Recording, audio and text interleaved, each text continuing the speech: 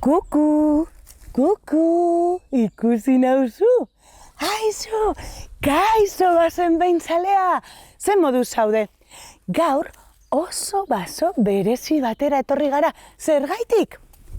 Gaurko ipuina baso berezi batean gertatzen delako. Apirilean gaude, eta apirilean ospatzen dugu liburuaren hilabetea.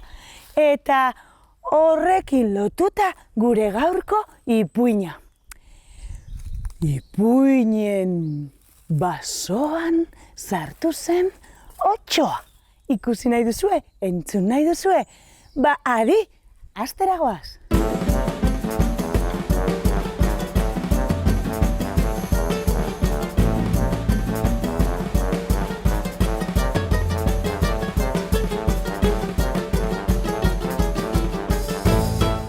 Otsoa goiz horretan esnatu egin zen. Egun berezia gaurkoa! Gaur animaliek egiten dugun jaia ospatzen dugu eta zeo zer prestatu behar dut danokin konpartitzeko. Kroketak! Ez, kroketak ez. Arraina! Ez, arraina. Badakit zer egingo dudan. Sagar tarta egingo dut. Baina Otsoak ez zekien sagar tarta egiten.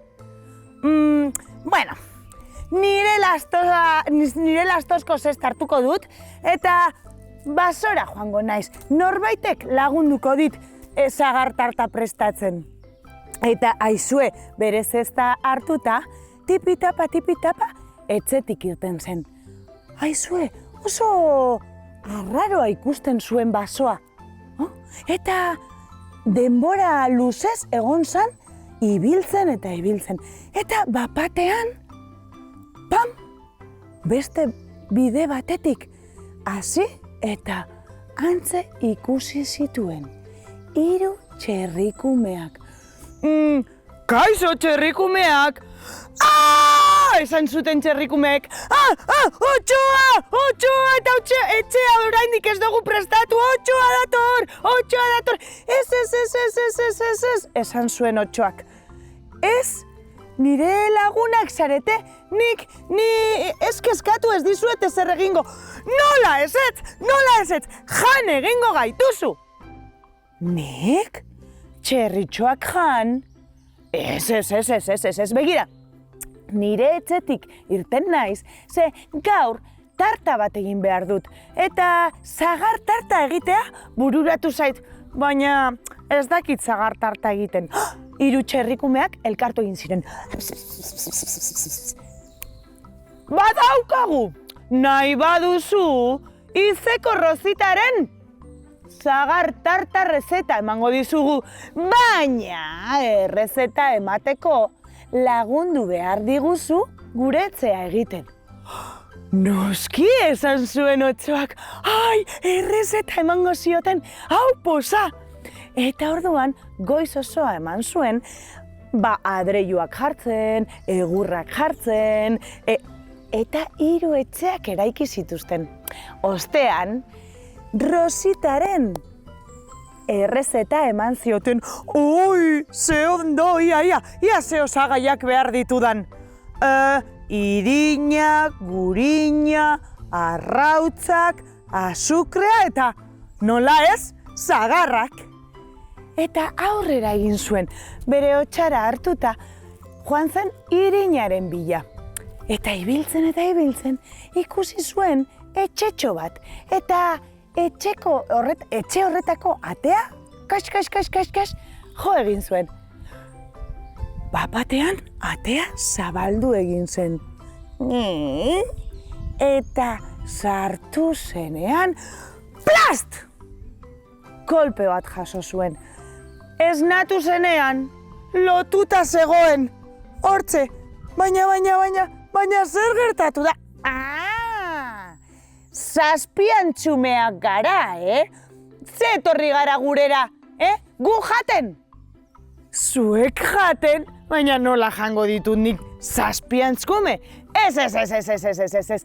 Nik nahi dut zagar pastela egin. Eta eman didate izeko rosiren errezeta. Eta orduan irina behar dut. Irina? Zertarako? Hankak zuriz margosteko eta atearen azpian sartzeko gu jateko? Ez, baina nola jango zaituztet benetan pastela egin nahi dudala. Pastela? Ia. Itxi errezeta hori ikusten. Ba errezeta hau oso ondo dago, Gauza bat egingo dugu. Zuk errezeta konpartitzen didazu eta nik zuri irina ematen dizut. Benetan? Bai, noski. Aizue, eta hori egin zuten. Batek besteari errezeta emon eta besteak batari irina. Eta pospozik gure Otsoa irina lastozko zestan zeukala. Hasi zen arrautzak bilatzen. Arrautzak. Aizue, eta han zegoela. Oio bat ikusi zuen, oio gorria. Oio gorriak arrautzak zituen, baina eskatzera zijoala, bapatean, azeriak harrapatu zuen oioa. Laguntza! Bere atzetik joan zen, eta momentu baten, esan zuen azeriak, gaur oioa jango dut, ze gozoa oioa, baina bitartean lokartuko naz. Eta siestatxoa hartu zuen. Gure Otsoak argi ikusi zuen, kontu handiarekin, joan zan eta sakua zabaldu zuen. Sakutik oioa atera zen.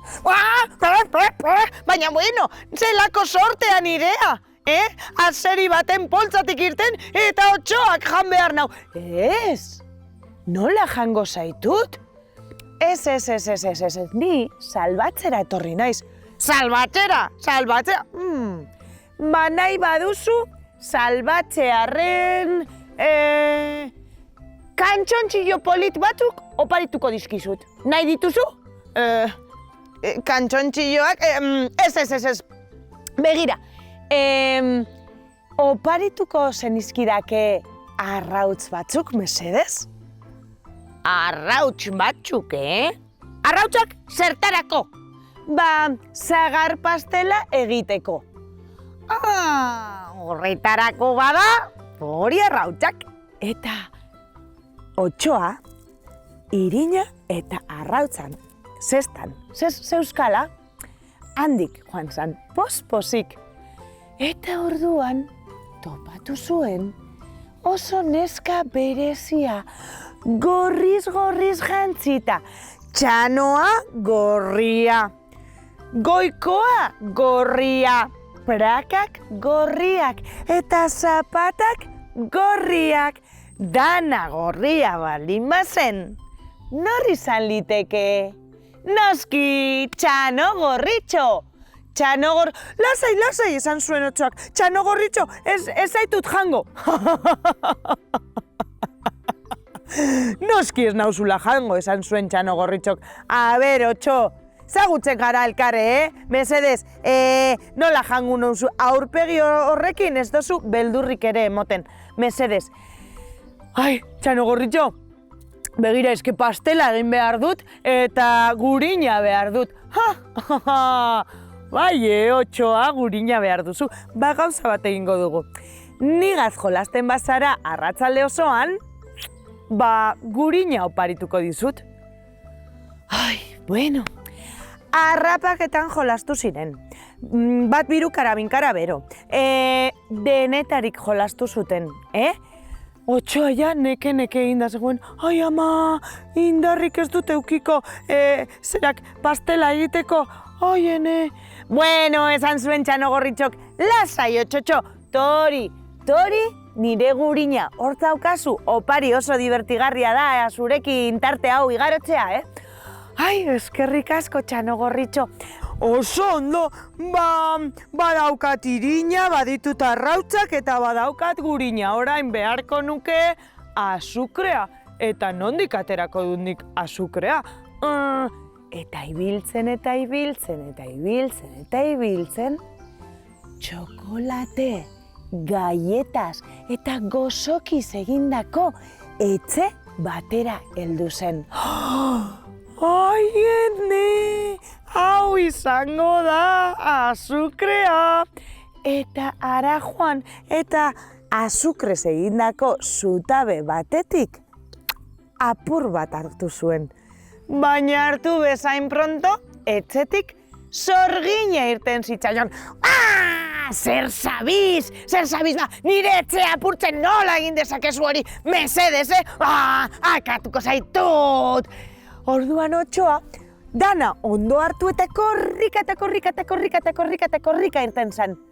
Korrika bere atzetik sorgina zetorrelako. Orduan, etxe polit bat ikusi zuen. Eta ez zalantza barik, etxe horretara, sartu egin zen. Ala, ze etxe ederra. Etxeak zeukan, ispilu handi bat. Aizue, eta noren istorioa da ispiluak berba egiten duena? Edurne Zuri, noski baiet, Edurne Zuri haintze zegoen. Ui, Otxotxo, zer gertatzen zaizu? Ai, nire atzetik edatorrela sorgina. Bueno, lasaitu zaitez, hemen barruan sorginak ezin dizu ezer egin. Baina esan Otxotxo, zer gertatzen zaizu, zergaitik doa sorgina zure atzetik? Ai, begira, sagar tarta egin dut, eta hori egiteko osagaien bila irten naiz. Irina lortu dut, arrautzak lortu ditut, gurina lortu dut, eta azukrea behar nuen, baina azukrea hartu dut sorginaren etxetik. Eta, nire atzetik datur, bueno, egon lasai, sagar pastela esan zuen Edurne Zurik, ze gozoa, banik sagar gozoak ditut. Oparituko dizut bat? Benetan, oparituko didazu sagar bat? Claro, Otsoak pentsatu zuen agian bere sagarrak pozoinduta zeudela. Egon zaitez lasai, Otxotxo. Nire sagarrak ez daude pozoinduak. Sorginak ez du ez da ikutu ere egin. Esan, nahi dituzu basoko sagarrik goxoenak? Bai itxura ona daukatela, Bai, eta honen truke zer emango dizute, ez, baina egunen baten niretzako sagar tarta egin beharko duzu. Bale, ondo, gaur ikasiko dut egiten eta beste egunean zuretzako oso ondo. Aizue, eta bere hotxara bete eta egonda, etxera bueltatu zen. Etxera bueltatu eta errezetak esaten zuen guztia egin zuen. Moztu, nahastu, elkartu, buelta emon, dena, eta labean sartu zuen. Handik gutxira, ding-dong, ding-dong, ding-dong, atean norbaitek joka zebilen. Nor da? Kaixo, Otxotxo! Badakizuen hor zen? Izeko Rosi.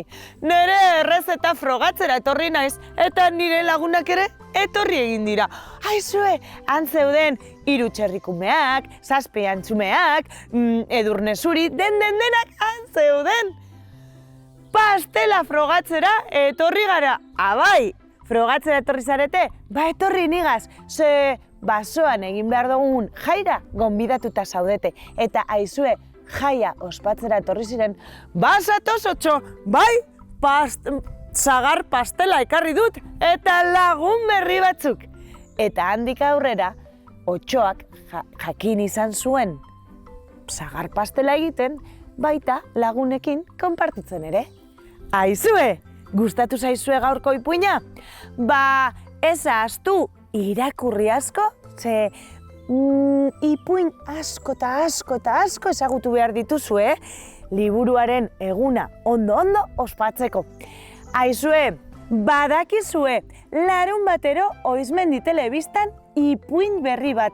Eta nahi duzuenean, Oizmendiko web orrian, kontatzen ditugun ipuin guztiak. Eta nola ez, nahi baduzue ipuin konkretu bat, niri eskatu, nik liburuari eskatuko diot, eta bion artean kontatuko dizugu. Aizue, ez izan lotxarik, zuen eskakizunak itzeroten ditugu.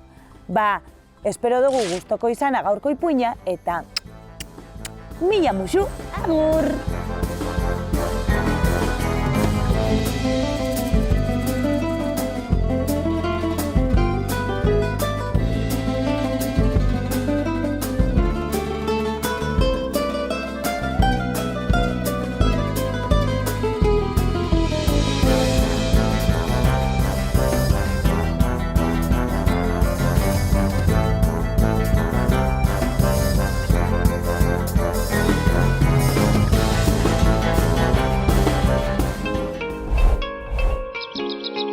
Bizkaiko Foru Aldundiak babestutako hedabidea.